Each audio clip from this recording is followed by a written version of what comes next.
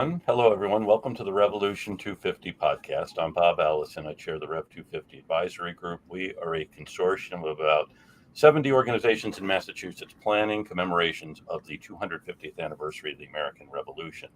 And our guest today is Richard Brookhiser. And Richard Brookhiser is a journalist. He actually published his first article in the National Review at the age of 15.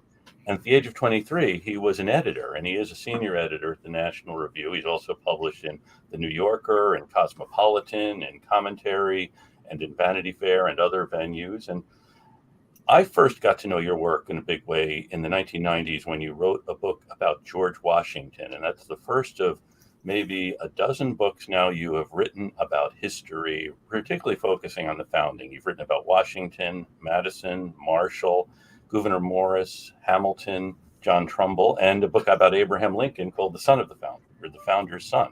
So thank you for joining us, Mr. Brookhiser. Thanks for having me. So can you tell us what drew you as a journalist to studying history? Well, the first thing is that I think being a journalist was not a bad background, especially being a political journalist. Because you have some experience of observing politics, and you know things like what a deal is, you know what a stab in the back is. So when you see this being done 250 years ago, you recognize it. And I do think the founders had a high percentage of great men, very great men, but they were also politicians. And politics is a contact sport. It always has been. And a lot goes on that it isn't illegal necessarily, but it's not pretty.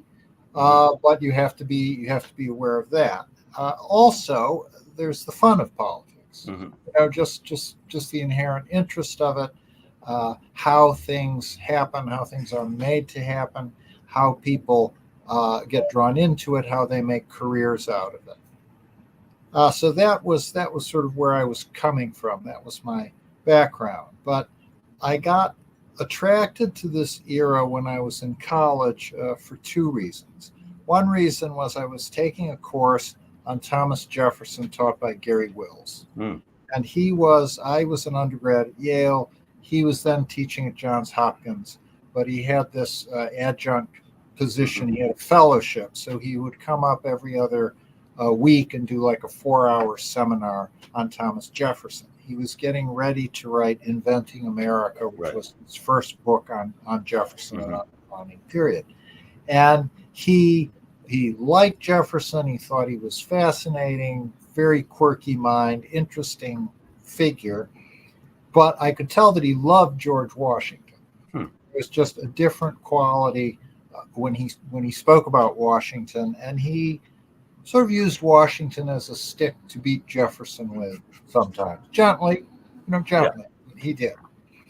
So that got my attention. Then the second thing that got my attention was Yale has a collection of paintings left them by John Trumbull, who was a Revolutionary veteran. He was related to the Trumbull family in Connecticut, which produced 2 governors. It was a very well-connected family. He knew Washington, Hamilton, Adams, Jefferson. He was with Jefferson when Jefferson was in Paris. Introduced Jefferson to Maria Cosway, who was the love of Jefferson's life for a period there, very intense flirtation. So he was very well connected, but he also had a talent. He was a painter. And he decided shortly after the Revolution in the 1780s that he wanted to tell the story of this event in paintings. And it took him a long time to do it because he got distracted. He painted other things. Sometimes he didn't paint at all, tried to raise money other ways. It was, it was a life like any life. It has a lot of twists and turns. But after 45 years, he did do the 8 paintings that he projected, and he left them to Yale. So I saw them there as an undergraduate, and they also got my attention. Yes. They're tremendous scenes that he painted of the critical moments in the Revolution, which includes both military as well as political moments. Yes, yes. Jefferson, he'd done 2 battle pictures, and then Jefferson. This is when Trumbull was in Paris. He went to Paris to look at the art, Right. But he was also, Jefferson invited him to stay with him, because Jefferson was always looking for bright young acolytes. Yeah. And Jefferson suggested that he do the Declaration of Independence. Jefferson described the room in the State House in Philadelphia. He drew a sketch of the room for Trumbull. He got a couple details wrong, Right. but that was the basic outline of it. And you can tell on that piece of paper on the back of it, Trumbull does his first little sketch of a possible, figures for this painting. Yeah. And then the painting appeared rather rapidly. It was one of the early ones that he was producing when he was going at a good clip early on. And that's the most famous one. Yeah. I'm sure all of your listeners have seen this in textbooks, or it gets reproduced a lot. It's also in the rotunda of the Capitol. Trumbull 4 large copies of the paintings that he was doing in his preferred small size. Yeah. But the Declaration being one of them, Washington resigning his commission at the end of the war being the other peaceful political scene. And they're really a pair, because the Declaration is why this revolution is happening. This is the theory. And then the resignation shows that they really meant it. Right. At the end of all this bloodshed, and the Revolution is the longest war we fought until Vietnam. It was longer than the Civil War and our part of World War II put together. Yeah. 8.5 years.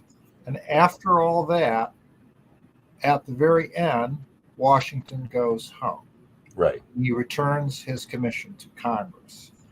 And, Trumbull does this scene, Congress sitting on the left, Washington and military men behind him on the right.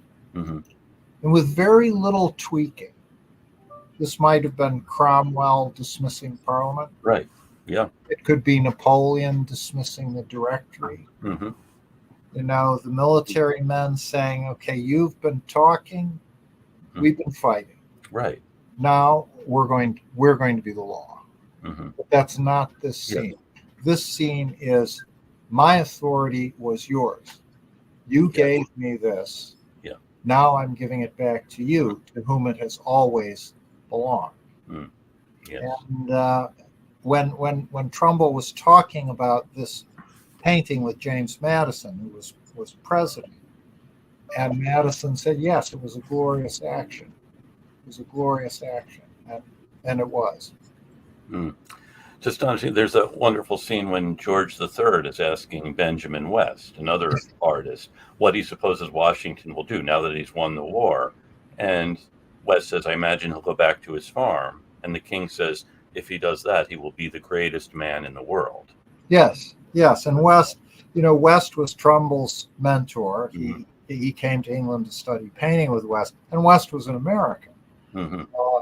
Kind of odd that he ends up being George III's history painter, but he came to Europe to study art as a young man, and then he stayed in England, and he was a great hit there. And George III took him on as his history painter, but people always knew that he had this American background. So occasionally he would be either that would be thrown in his face, or the king, who was personally a very gracious man, asked his opinion. What do you think Washington's going to do? And then, to his credit, the king gave that answer.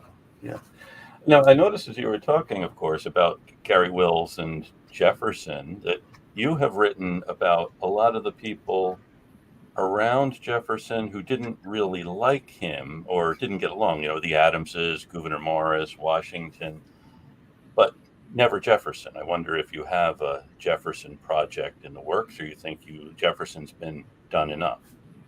Well, Jefferson's hard.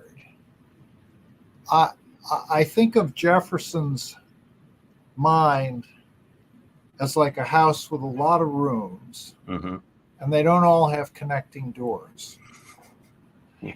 A great man, certainly. Mm-hmm. You know, in a way, I'm always writing about him because Yeah. all my subjects know him, so he always Right. He's there. Yeah. appears. And I think, in a way, I dug deepest maybe with my Lincoln book, Founder's Son, Mm-hmm. because I was looking at, Lincoln scholars have looked backwards. Yeah. A number of them have said, well, what was he trying to carry on? Yeah. What was he getting from this? But I wanted to do it in the other direction, a founding writer looking ahead Right. to Lincoln. And so I thought the three people of the founding generation who mattered most to him were Washington, and from boyish reading, Mm-hmm. he was very struck. He read Parson Weems's Yes. biography of Washington, as lots of people did, and he was most impressed, he said, years later, by the story of the Battle of Trenton and the desperation of that moment. Right. And when Weems talks about crossing the Delaware and the ice and all of that, he says that there's an allegorical being hovering over the American troops, and it's a woman who is the spirit of liberty, and she has been driven from Europe. This is her last refuge, but her enemies have come here to pursue her here. Who will defend her? Only this band of men. This is how Weems sets the whole thing up. Right. Yeah. And Washington says, when he's on his way to his inauguration, he goes through, the Northeast and New Jersey, and he addresses the legislature, the New Jersey Senate. And he says that when he was a boy, he read Weems's book, and he was impressed by how Weems said that these men were fighting not just for independence, but for something that would matter to all people of all times. Mm-hmm. So, Washington the First, Thomas Paine, I thought, was also an influence. Interesting. Partly in Lincoln's early life religiously, because Paine is the great skeptic, right, the great enemy of organized religion. And as a young man, Lincoln swallowed that all up. Right. And there are anecdotes of him holding forth to, young law clerks and saying, well, the Bible doesn't make any sense, and it's full of contradictions, and on and on and on. Now, Lincoln changed. Yes. And he became, without perhaps ever becoming an Orthodox Christian, he's certainly one of the most religious presidents we've ever had by the end. Yeah. An inaugural is a sermon. Yes. But Paine also influenced him rhetorically, because I think Paine showed him how to use humor in making serious arguments. Something Paine is very good at, and something Lincoln became extremely good at. Then the third one is Jefferson. Right. And of course, it's in the Gettysburg Address. Yeah. 7 years takes you back to 1776. He references that in the Cooper Union Address. He references that in the Peoria speech. Jefferson and the founding is the tool he uses to repel Stephen Douglas and people who he says don't care about slavery. Yeah. We can't take that attitude, because that's against our own founding, our own realization of who we are, and also of our knowledge of who people are. Right. Okay? So, and Jefferson is the eloquent man who wrote all this. But for Lincoln, it's also an effort to save Jefferson. Of course, he knows perfectly well that Jefferson in his own life never freed his own slave. Right. And he lives in Illinois, which was a state that is a free state because of the Northwest Ordinance, Right. which was something that Jefferson had pushed for an early version of that. So in a way, that was a fulfillment of Jefferson's youthful hopes for Right. a free trans-Appalachian Right. West. Mm-hmm. But then he also knows that Jefferson late in life just kind of gave up and backed off. I mean, Right. he never said that slavery was good Right. or that blacks ought to be enslaved. Never said that. But he just seems to have despaired of ever doing anything about it. And then Edward Coles, who had been Jefferson's secretary, becomes governor, actually brings his enslaved people to Illinois and frees them. He becomes governor. So that's something that Lincoln would certainly have known about the struggle in Illinois. Sure. And Coles shakes his hand when Lincoln is on the way to be inaugurated, because Coles ends up in Philadelphia, and he manages to shake. He's voted for Lincoln, and he manages to shake Lincoln's hand. So they have this physical meeting, which is very moving. Amazing.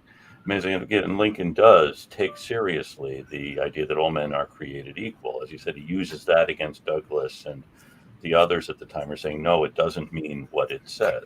Right. They were only talking about white men, or they were only talking about people who were citizens. There were different ways to slice it. And, And Lincoln's friend, Alexander Stephens, they were in Congress together, and Stephens becomes the vice president of the Confederacy, and he just comes right out and says, well, Jefferson was wrong.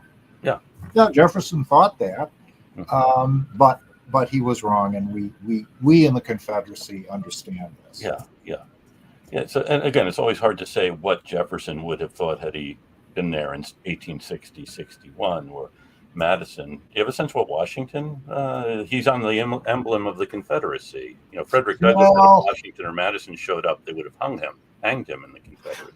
But Washington is an American even more than a Virginian. Yeah. So I think I know what Washington would have done. Madison did say, one of the last things he wrote was that anyone who advocates disunion should be treated like Pandora. Right. Yeah. So that was, for Madison, that's pretty blunt. It is. Yeah. It's not given for blunt rhetoric of that kind, but that he wrote. So I think if Jefferson survived all by himself, oh God, who knows what mistakes he might have made. But if Madison also survived, he probably would have talked him around and said, come on, do you really want to go off to Richmond? Maybe we shouldn't. That's why Jefferson said to Madison, take care of me when I am dead. He also took care of him when he was alive. Yes. So we're talking with Richard Brookhiser, who is the author of many books about the founding and the founders. And we've talked a bit about John Trumbull and a bit about Washington and Jefferson. One of the characters who emerges as really fascinating in this period, and you've written a book about him, is Gouverneur Morris, who was absolutely astonishing character. I'm surprised there aren't movies made with him as a central character. So, Well, one problem is that first name. Yeah. This like French-looking first name, and how do you pronounce it? Yeah. And I still don't know 100%. Yeah. Abigail Adams once wrote it out as Gouverneur. She wrote a lot of stuff phonetically. Yeah. Because although she was very smart, she'd been homeschooled, and her spelling was quite erratic. But but look, he is a fascinating man, and the way the short way I put it is that if you were in 4 situations and you had one phone call in each of these situations, and it had to be to a founding father. Okay, and here are the situations. You've just been thrown in jail. You've just been taken to the emergency room. You need $10,000 immediately, and you're throwing a dinner party and someone just canceled. Okay, what founding father do you call? In all of those cases, I would say call Gouverneur Morris. He would come to jail, and he would he'd put up your bail. He'd come to the emergency room and give you very sympathetic and knowledgeable medical advice. This is a guy who lost a leg in a carriage accident.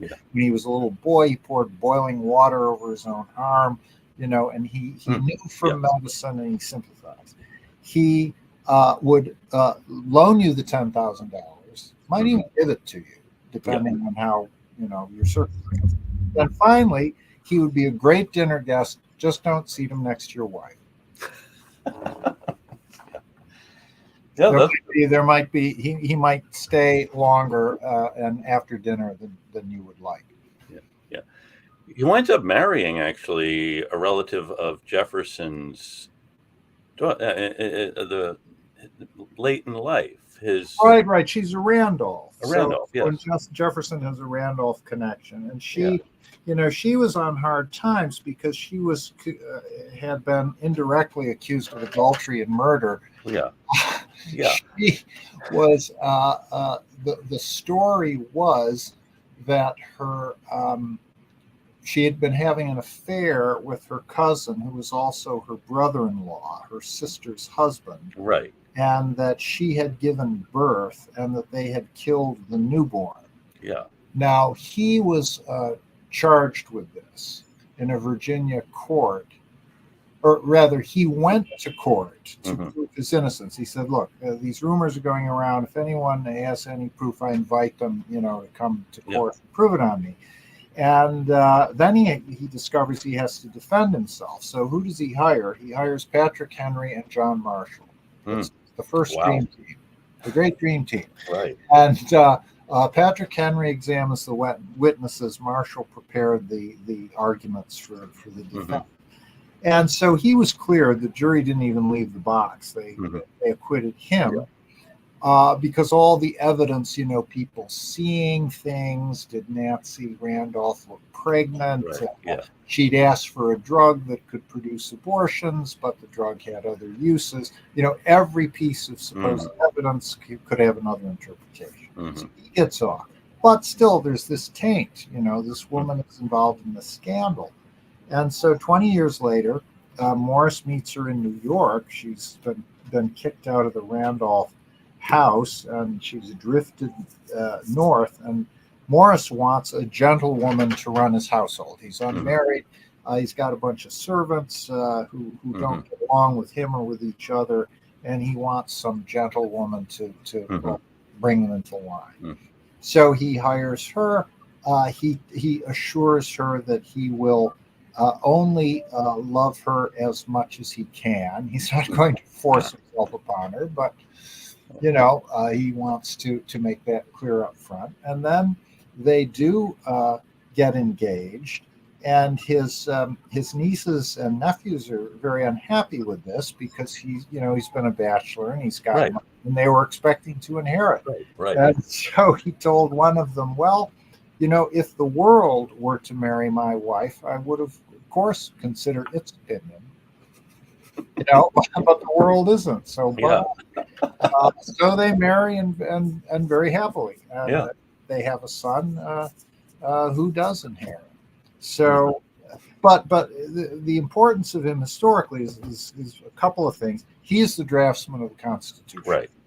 He is on the Committee of Style to put all these resolutions into a final form.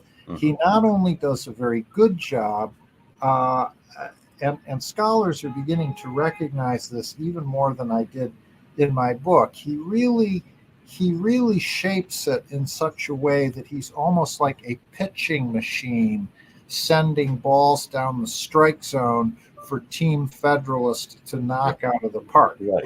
In Washington, Treasury Secretary Hamilton and Chief Justice John Marshall. He leans as hard as he can to make their lives possible and easier. Right. The second thing he does is he is in France from February 1789 past the end of the Reign of Terror. He is in Paris all that time, first as a businessman, then as our minister to France. Right. And he keeps a diary. And this is just a fascinating record. It starts off, it's all business, and I wrote a report on something or other, and then I had supper with this person and that person, and then I gossiped with this, and then I'm interested in this woman, and on and on. And then the Bastille falls. He went to see what happened afterwards. Then he sees some a politician there parading his head on a pike through the streets. And okay, all right, this is now taking a very much darker turn. Yeah. And then it's back to I wrote a report and I had dinner with this Mhm. person, supper, blah, blah, blah. Mhm. And then something else happens. You Yeah. know, it happens more and more and more frequently. And it's almost like cabaret at a higher social level. There's a Mhm. world of people, you know, doing their thing, but then this whirlpool begins to suck them in, Mm. suck them under. And he's there to see it all. Then he has diplomatic immunity, so he's not at much risk. He's not at no risk. There's one moment where he gets a knock on the door at night, and a revolutionary says, "Look, we've got to search your house. There's a report you've got weapons in here." Mm. And he says, "There are no weapons in this house. I want to know your name. And I want to know your boss's name because I represent a friendly nation. I'm going to protest this." Right. So he bluffs him out of the house, Mhm. and he was hiding people.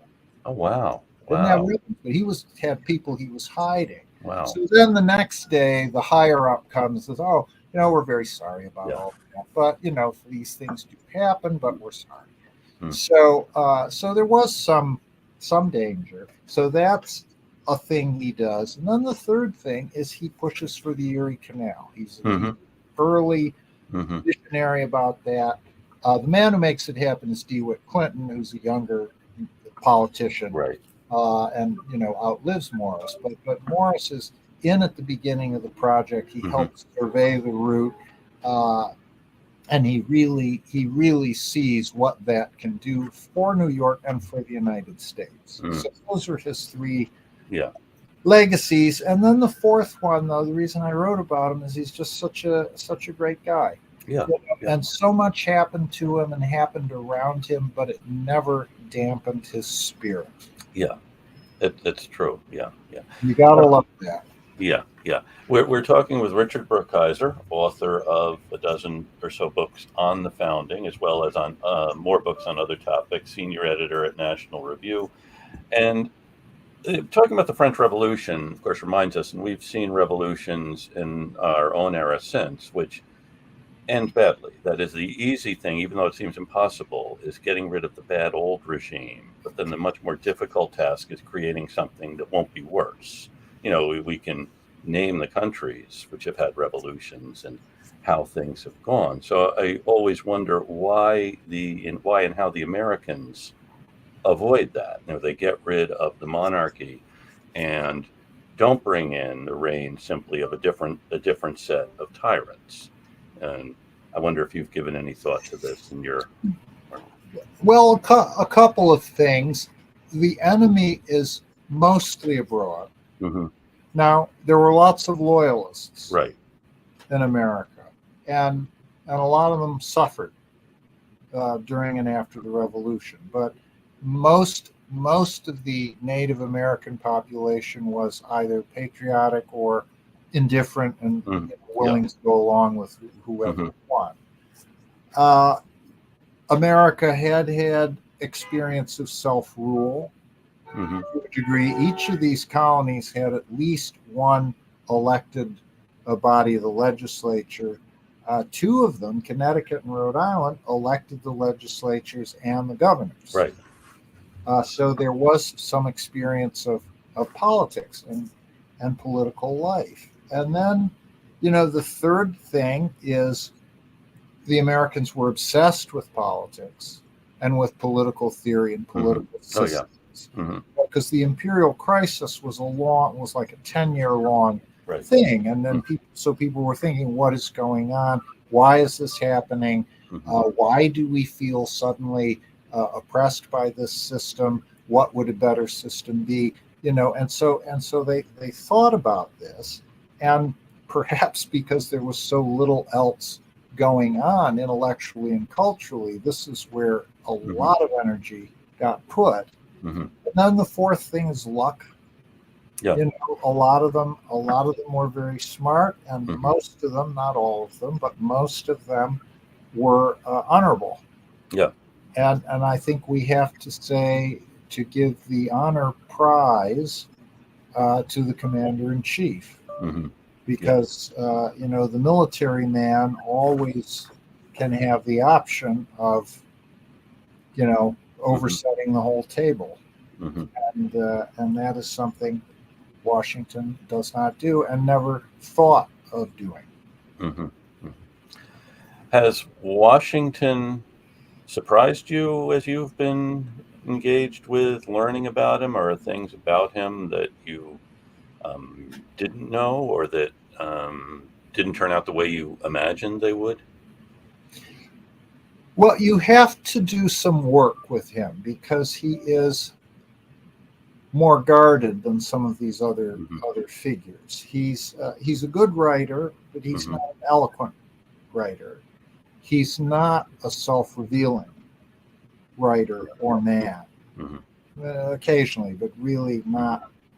Not like John Adams, right? Who's like heart can be on his sleeve. Not like Hamilton, who's so aggressive and right. He writes a 90-page pamphlet about his girlfriend to show that he's not corrupt and unimaginable with Washington either being in the situation or behaving that way if he had right. But I did feel when I was first writing that first book, there came a moment, and I had to figure out something he did as president, and I did the reading, did the work, and then I had this feeling. Once again, he has not let me down. Once again, he has not let himself down. And I realized there's this, when you get to it, there is this consistency there that he really means it. And I think his contemporaries watched that. His life was like a performance. They watched that through 8.5 years of the war, and then the post-war period, and then he's president for 8 years. So for 20 plus years, he's at the center or near the center, usually at the center of attention.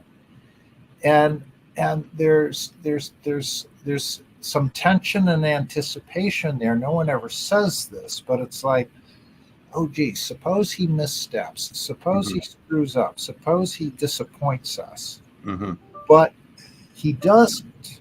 Yeah. And there's this letter. I have to give John Adams credit. And sometimes I can seem a little rough on him because he just goes off and he shouldn't have done that and so on. When he's an old man, Washington's been dead for years, and he's corresponding with Benjamin Rush. And they're like sorting out the founder. These old guys are trying to figure it all out.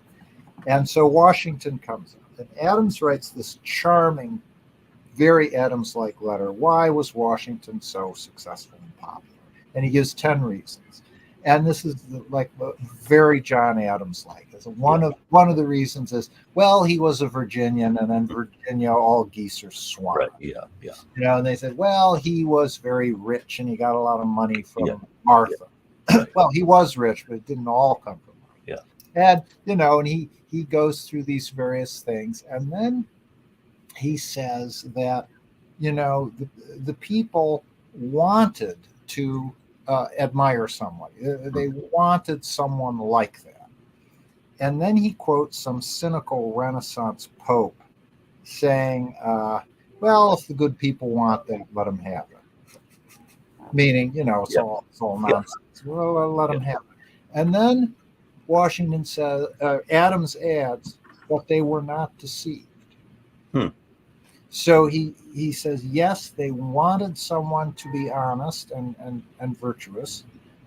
And so they looked for this in Washington, and they were not deceived. So, in his great old age and with all his, somewhat mixed feelings, there's envy in there, but he says, no, he really delivered. And that's why he's succeeded. That's why he's honored. That's interesting. We're talking with Richard Brookhiser, author of 4 books on Washington. The first was Founding Father, Rediscovering George Washington. And you've also written about Washington's rules of civility, and a book about the Adamses as an American dynasty, a book about Gouverneur Morris, the gentleman revolutionary, James Madison, John Marshall, the man who made the Supreme Court. It's a fascinating collection of that's a fascinating study you have done in addition to your career as a journalist, really bringing these characters to life in such a compelling way. Is there someone you hope to write about or wish you had when you were, starting off? Or is this, I'm just thinking of other characters. Well, an interesting moment is when Lafayette comes to the United States in 1824-5. And he was here during the war and then for a couple of years after the war. But then for decades, he has been in France. And he's been very involved in French politics, often very unsuccessfully. He's been encouraging revolutions in other countries, in Spain and Italy. Right. And then President Monroe, towards the end of his second term, he invites Lafayette to come here, and Lafayette does, and he goes around the Northeast, but then every state demands that he visit them, so he has to go through 24 states, and this was a real epic of travel in an age when that was not easy, and also planning and logistics, because you had to keep your tempo going. So it's an interesting moment. It's interesting what he saw here, and he had a young aide who came along and wrote a long account of their travels, which was then published in France and then also in the United States. And of course, the trip was covered by every newspaper in every town that he went to, and it was a moment where you ask of a revolution, okay, you've had almost 50 years. How has this worked out? How have you done? And a lot of things had worked out very well. I'd say maybe most things. Some hadn't. There was still slavery in half the country. Lafayette is anti-slavery, and he brings it up. He asks his host about this, and they tell him, well, it's on the way out. We all understand that it's a bad thing, and the people who are telling him this want to believe that, and Lafayette wants to believe that. It's mistaken, because people are just at the point where they will soon say, well, no, it isn't a bad thing that's lingered. It's actually a good thing. There's a lot of good, there's a lot of good about it. So, he misses that development and doesn't foresee it.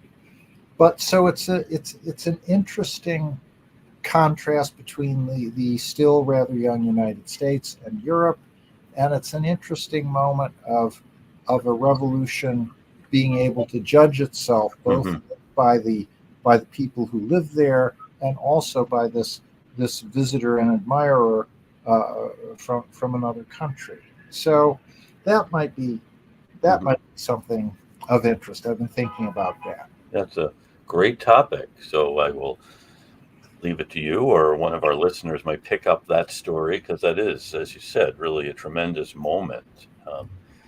We've been talking with Richard Brookhiser, who is the author of Founding Father, and I think your most recent book is Give Me Liberty, A History of America's Exceptional Idea. You probably have written something since then. Well, I've got a book coming out in May. It's Glorious Lessons, John Trumbull, Painter of the American Revolution. Oh, wonderful. And Glorious Lessons is from a letter he writes to his friend Thomas Jefferson in 1789, where he wants to describe what he hopes to do, which is paint the history of the revolution. And he says he wants to give glorious lessons to present and future sons of oppression about how they should maintain their rights. So he's not just doing the history of this event. He's saying this event has consequences. Right. You can look at the story, and you may have to do this yourself later. You in France or South America, or also you Americans later in the future. But here's examples, and here are examples that you may have to follow. Great. Maybe we can have you back to talk about that when it comes Sure. out. Sounds like Sure. sounds like a great book. And I want to thank you for the glorious lessons you've given. I'm really glad you took this up and you're taking time from your career as a journalist to illuminate history in this way and to give us these glorious lessons about the founders and what their work meant. So thank you so much. Thank you for having me.